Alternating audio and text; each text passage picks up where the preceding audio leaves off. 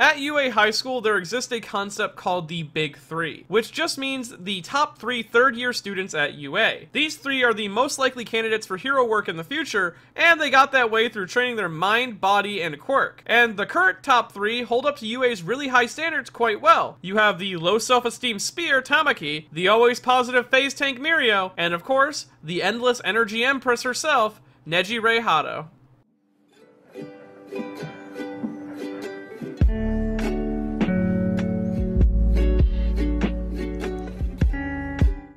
Nejire Hado is a fun character with a criminally underwhelming amount of screen presence in Choginga My Hero Academia. Though if there was one thing about her that rises to the top during her limited screen time, it's her personality and her quirk, creating a fun, bubbly character with a weird but cool quirk and endless stamina, which makes her a real threat to any villain unfortunate enough to cross her path. Though before we get too into that, we should actually discuss the meaning behind her name first. Nejire Hado is an interesting name that connects directly to her quirk along with her own wavy personality. Starting first with her given name, Nejire, which directly means twist or spiral. Then you have her family name, Hado, which when broken down means wave motion, and then altogether can mean wave or surge. Though the wave used is specifically the physics term for wave, which is a transfer of energy with little to no particle displacement, and not an ocean wave. So altogether her name means twisted or spiraling wave or wave motion, which funny enough, is an ample and direct description of her quirk, as Nejire Hado's quirk is literally called wave motion, also known as Hado in Japanese. What wave motion does is allow Nejire to convert her own body's stamina or vitality into waves of energy. These waves of energy are actually physical energy, meaning they themselves have mass, and that allows Nejire to use them in a multitude of creative ways. First, of course, she uses them to help her maneuver around, as she does this by creating a circulation of energy beneath her feet, which allows her to fly or levitate,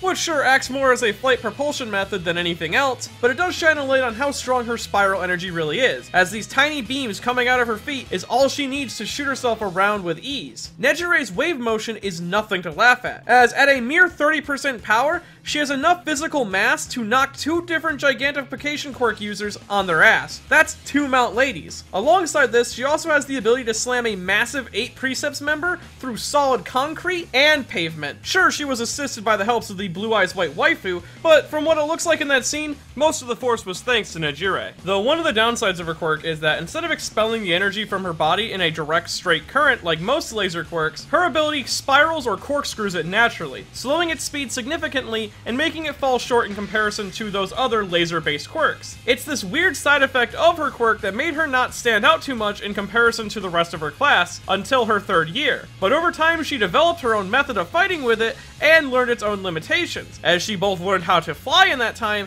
and that she can defend herself with her quirk quite easily, because even though the energy is slow when fired like a laser, it is produced from Nejiro's body at a pretty decent pace. So instead of focusing on how to make her quirk a more effective weapon, she instead focused on how it could make herself more agile, developing a quick and nimble style to her fighting, and this style not only kept her safe, but also allowed Nejire to build up enough energy for a more offensive final wave attack, which could pin down and subdue her targets given the sheer strength of her waves. Though all of this energy use drains Nejire's own personal stamina, which would be a huge issue for most people, but Nejire over her 3 years at UA has been developing on her own stamina and vitality. And this is done through training, internship work, and of course, contests at school, as she feels that competition is one of the coolest things that anyone can partake in, as anyone has a chance to win. And she seriously believes that anyone and everyone can win. This is why she's so infinitely curious about everyone around her, which shows her never say quit mentality, which is the same mentality that allowed her to become the stamina tank that she is now. She's even so dedicated to building up her own stamina that one of her favorite things is Jasmine tea, which is a tea very well known as an energy or stamina supplement, and it's one of the few drinks in real life that is recommended to those who want to build up their own endurance and stamina. And with such an ample supply of vitality and stamina, we see that she's able to go toe-to-toe with a stamina draining quirk on booster for 20 minutes and show little to no signs of exhaustion, where other characters around her, including other pro heroes,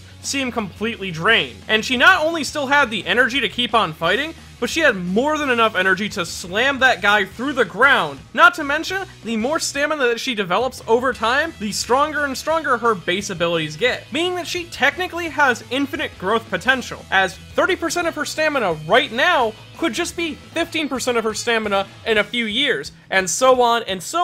until her 30% is just a 1%, and that the new 30% is 30 times the amount that she had before. And this stamina development falls in line perfectly with the themes of spirals and the symbolic meaning of what a spiral is, as a spiral is one of the oldest symbols known to man, symbolizing both energy in life and a goddess's guiding blessing through that said life. And as the person goes further and further out from the middle, the spiral increases in size, showing the growth of the individual. And this spiral symbolism directly relates to Nejiro's training over the years, alongside her natural curiosity of the world and her bubbly energy, all mixing together to create this massive stamina pool which she can then pull from to turn what would be considered an underwhelming quirk into a quirk that is considered of the top 3 at UA. And the more she trains, the better she becomes, evolving beyond the person she was just a minute before. Little by little, she advances a bit forward by each turn, because that is how her quirk works. That is how she works. That is the essence of wave motion, and that is possibly the major influence of her quirk, and that is Spiral Energy from Gurren Lagann. Now, what Spiral Energy is in the universe of Gurren Lagann is the energy of evolution, a power which allows someone to use their own will and stamina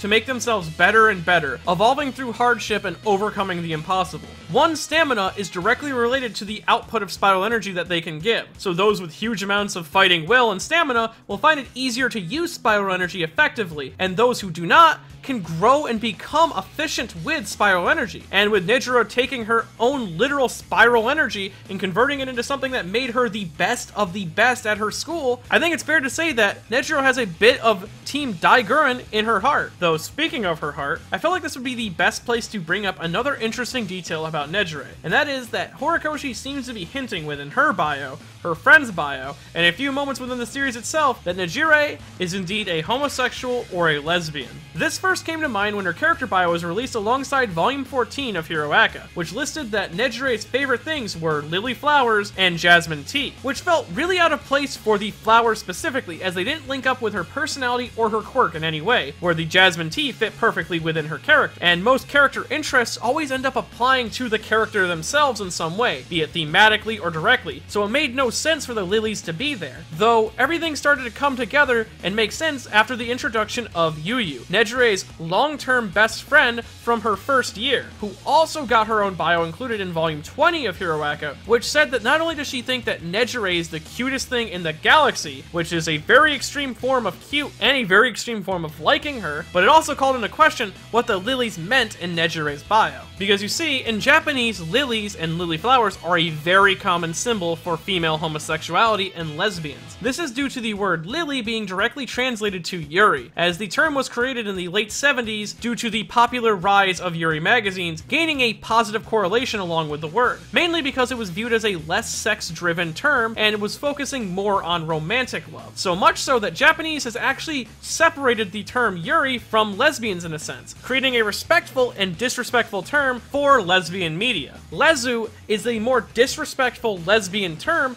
basically because it means you're focusing more on the sex and sexual elements of a homosexual relationship, where Yuri focuses more on the lighthearted elements of a relationship and the romance of it. So if an author ever wants to hint at their readers or their watchers that a character is gay, specifically a lesbian in any way, using the term lilies or lily flowers, or just showing a lily flower alongside the character, is usually a dead ringer for that. This is seen in a multitude of media, but just for an example, with Bakemonogatari, an opening 3 of the series, which features tons of lily symbolism, it is all about Kambaru and her own lesbian feelings towards Senjogahara, which is a major factor in the entire Rainy Devil story arc. And of course, this wouldn't be the first LGBT character included naturally into the world of Hero Aka either. You also have Tiger from the Wild Pussycats and Big Sis Magna from the League of Villains. So it isn't too out of the question that Nejire may just be a lesbian, which would also explain why her shots don't shoot straight. Now, if I had to guess who or what her hero design and outfit seems seems to be based on, of course I would go first with the spiral themes of her character because that just makes the most sense, but also you have Wind Dancer from Marvel Comics, as they both feature loose belt accessories alongside a catsuit and long hair, and they both mostly move around using small-scale levitation and twisters. But you also have the gauntlets on her arms, which may be a reference to Earth 58163 Wind Dancer, who specifically wears a similar outfit to that.